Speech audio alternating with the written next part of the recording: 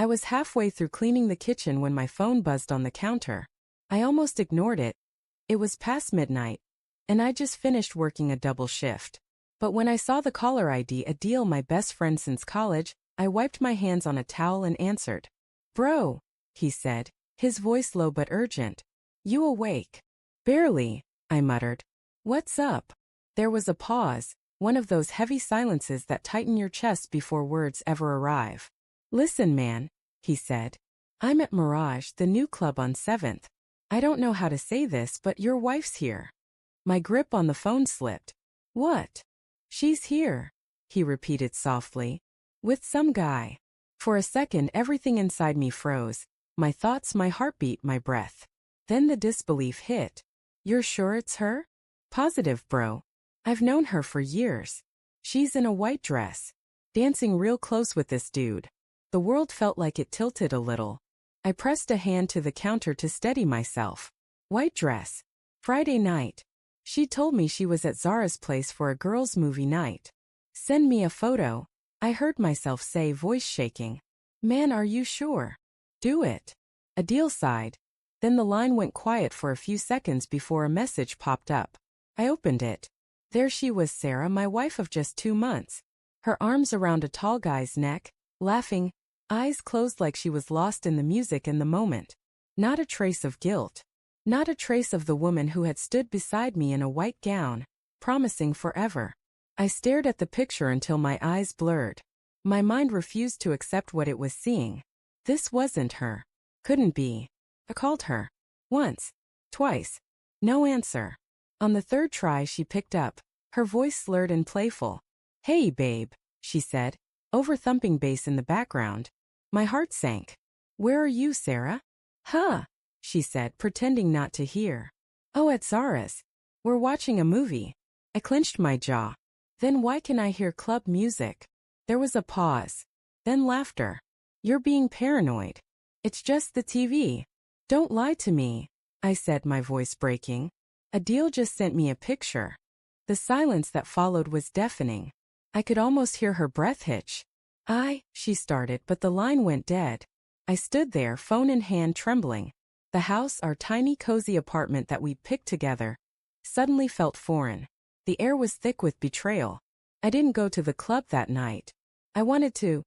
God knows I wanted to storm in there, drag her out, demand an explanation. But something stopped me. Maybe it was pride. Maybe fear of seeing her with him again. Instead, I sat on the couch till dawn, staring at our wedding photo on the wall. Her smile, that radiant, effortless smile I used to think was just for me, now looked like a cruel joke. When she came home the next morning, she smelled of perfume that wasn't hers and cheap liquor. Her makeup was smudged, her heels in her hand. She froze when she saw me sitting there. "Where were you?" I asked quietly. She hesitated. "I told you, at Zara's." "Don't," I snapped. "Don't insult me with lies." Her lips trembled. "Okay, fine. We went out for a bit. I didn't think it was a big deal." "With another guy?" She looked away. "He's just a friend." I laughed bitterly. Friends don't hold each other like that. Tears welled in her eyes. I was drunk, okay? It didn't mean anything. I wanted to believe her. Every cell in my body wanted to cling to any excuse, any fragile thread that could hold our marriage together. But that photo wouldn't leave my mind. The way she looked at him, the way her hand rested on his chest. That wasn't just alcohol. That was comfort. Familiarity. The next few days were hell. We barely spoke. When we did, it was arguments, sharp, exhausting words that cut deeper each time. "I made one mistake," she shouted one night. "Are you really going to throw everything away for that?" "One mistake." I shot back.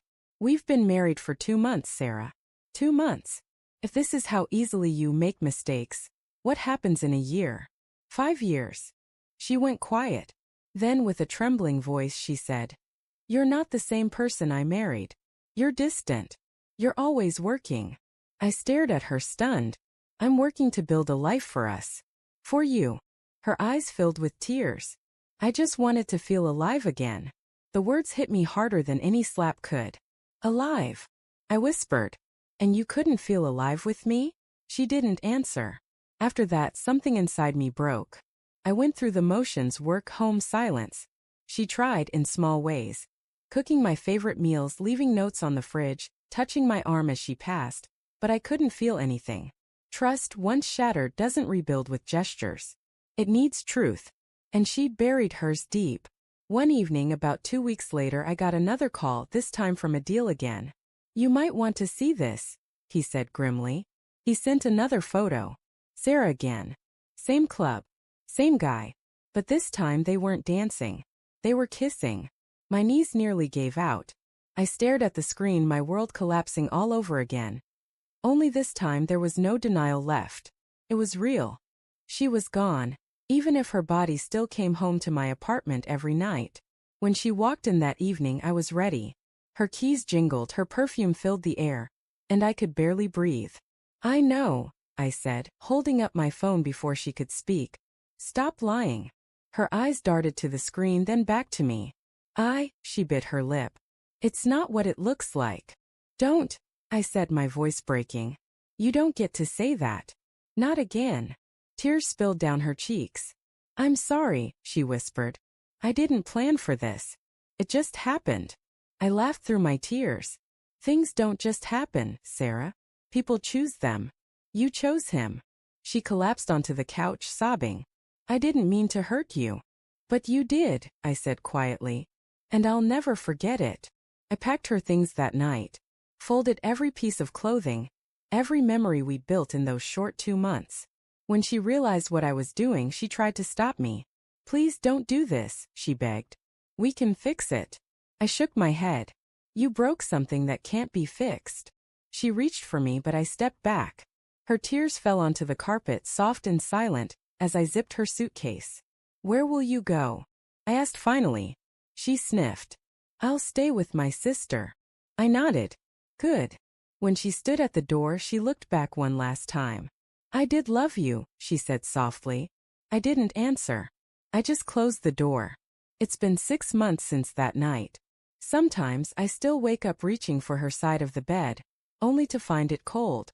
I still hear her laughter in my head, still catch her perfume in the hall. Love doesn't vanish just because trust does. It lingers, heavy, haunting, cruel.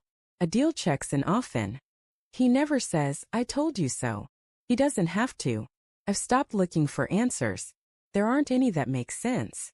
Some people love you for the idea of what you give them, not for who you are. And when the novelty fades, so do they. I deleted the photos. Not out of forgiveness, but because I needed to breathe again. Because every time I looked at her face, I saw both the woman I married and the stranger who destroyed me. Last week I saw her at a cafe. Alone. No makeup, no laughter. Just a quiet, tired version of the woman I once adored. Our eyes met for a brief second. She smiled hesitantly. I nodded, then turned away. Not out of anger, but because I realized I didn't feel the pain anymore. Just a dull ache fading with time. I walked out into the sunlight, and for the first time since that night I felt light again. I'm not sure I'll ever understand why she did it, or why I wasn't enough. But I've stopped needing to. Some stories end not with closure, but with acceptance. And maybe that's enough. Because sometimes surviving the betrayal is the revenge. And walking away, truly walking away, is how you finally win.